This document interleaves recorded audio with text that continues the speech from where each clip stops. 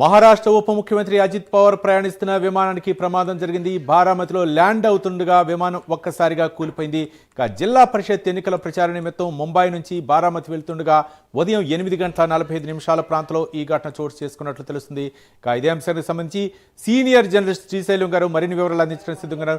శ్రీశైలం గారు చెప్పండి, ఏంటి ఈ మహారాష్ట్ర ఉప ముఖ్యమంత్రి అజిత్ పవార్ ప్రయాణిస్తున్నటువంటి విమానం ఒక్కసారిగా కూలిపోయినట్లు తెలిసింది. ఎంతమంది గాయపడ్డారు, ఏంటి ప్రమాదానికి గల కారణాలు ఏంటి?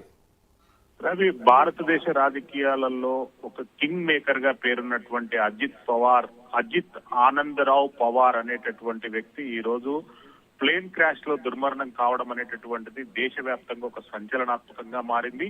ప్రధానమంత్రితో సహా స్థానికంగా ఉన్నటువంటి నాయకుల వరకు ప్రతి ఒక్కరూ కన్నీటి పర్యంతం అవుతున్నటువంటి ఒక హృదయ విదారకమైనటువంటి సంఘటనగా చెప్పుకోవచ్చు.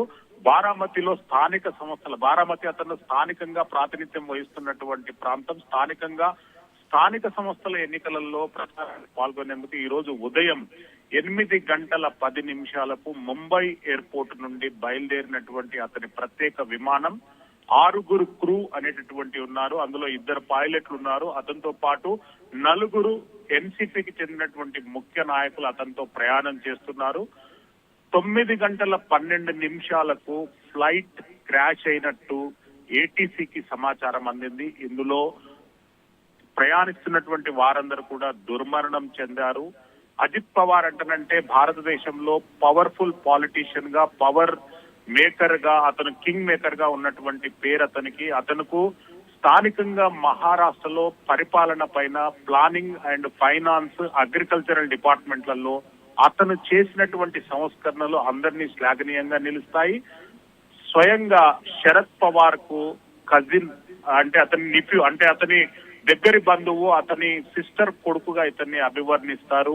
ఏది ఏమైనా అజిత్ పవార్ గత 2 పర్యాయాల్లో, అంటే మనకు ఉద్ధవ్ ఠాక్రే నుండి ప్రభుత్వం విడిపోవడానికి గాని, అక్కడ డిప్యూటీ సీఎం గా మారిన తర్వాత భారతీయ జనతా పార్టీ మహారాష్ట్రలో ఏర్పాటు కావడానికి కూడా అతను చాలా కీలక భూమిక పోషించారు.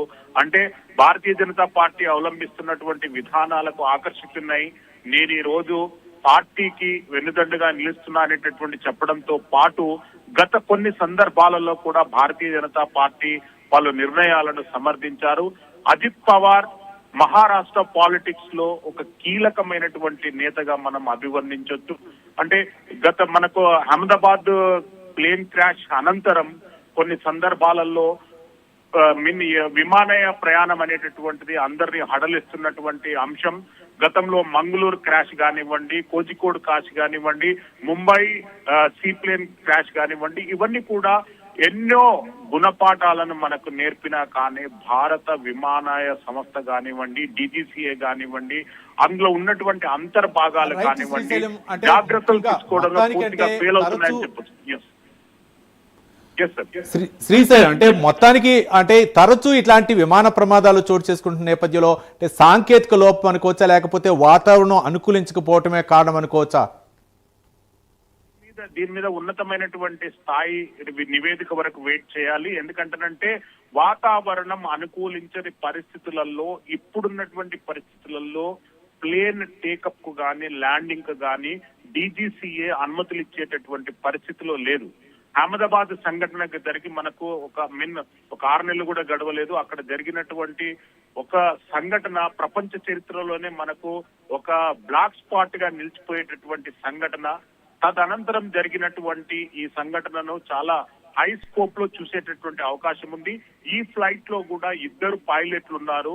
2 పైలట్లు అంటే డ్యూయల్ ఇంజన్ ఉన్నటువంటి కెపాసిటీ ఉన్నటువంటి ఎయిర్ క్రాఫ్ట్ కనుక సాంకేతిక లోపమా లేదు అంటారంటే వాతావరణ సమస్యన అనేటటువంటిది చెప్పేది మనం ఫ్రీగా అవుతుంది.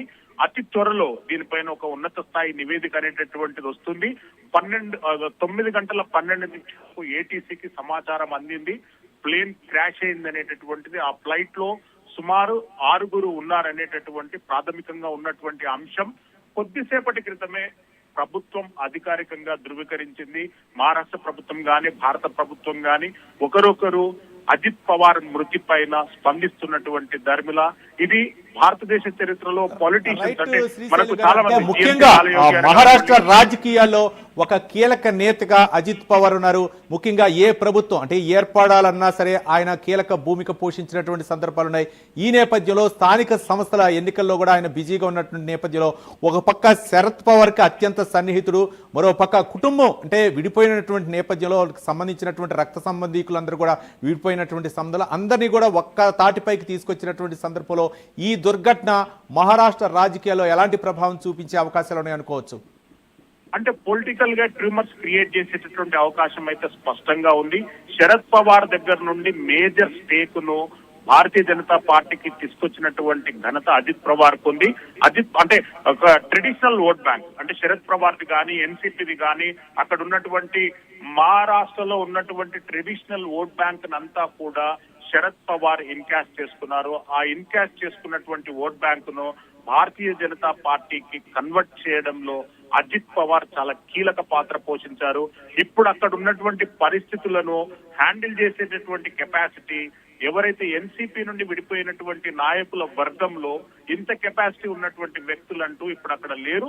ఇప్పుడు ప్రభుత్వం ఎలాంటి నిర్ణయాలు తీసుకోబోతున్నది, ఎన్సీపీలో ఉన్నటువంటి సెకండ్ లెవెల్ క్యాడర్ ఎలా నిర్ణయాలు తీసుకోబోతున్నారు, ఈ అవకాశాలను శరద్ పవార్ వర్గం గాని ఉద్ధవ్ ఠాక్రే వర్గం గాని ఎలా తీసుకోబోతున్నారు అనేటటువంటిది కొద్ది రోజులలో మనం చూడబోతాం. కానీ ఇప్పుడు మాత్రం ఇది ఒక విషాదకరమైనటువంటి సంఘటన. భారతదేశ పాలిటిక్స్ లలో అజిత్ పవార్ కు తనకంటూ ఒక ట్రేడ్ మార్క్ ఉంది. తను కేంద్ర ప్రభుత్వంలో కేంద్ర మంత్రిగా కూడా చేసినటువంటి ఎక్స్పీరియన్స్ ఉంది. ఏది ఏమైనా మహారాష్ట్రలో ఒక కీలకమైనటువంటి నేతతో పాటు భారతదేశం ఒక యూనిక్ ఫీచర్స్ ఉన్నటువంటి వ్యక్తిని నాయకునిగా కోల్పోయింది అనేటటువంటి అంశాన్ని మనం స్పష్టం చేసుకోవాల్సిన అవసరం ఉంది. రైట్ థ్యాంక్ యూ శ్రీశైలం గారు. మహారాష్ట్ర ఉప ముఖ్యమంత్రి అజిత్ పవార్ విమానం ప్రమాదంలో ఆయన మరణించడం జరిగింది. కాసేపు క్రితం జరిగిన ప్రమాదంలో ఆయన